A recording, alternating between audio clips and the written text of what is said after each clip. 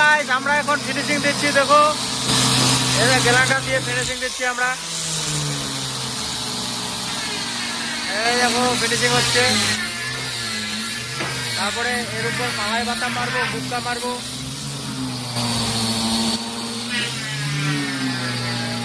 এটা পুরো সেগুন কাঠের তৈরি করানো কাঠ। এটা হচ্ছে হেডবক্স। তোমার আমাদের চ্যানেলে ফেসবুক পেজ থেকে যদি আসো তাহলে রেটটা একটু কম হবে। এটা শিলিগুড়ি শিব মন্দির।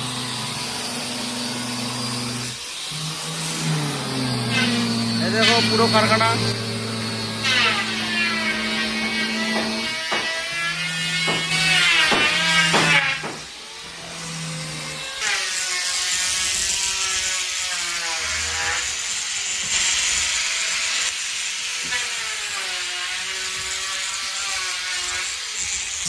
দেখো আমাদের সামানগুলো এখানে আছে।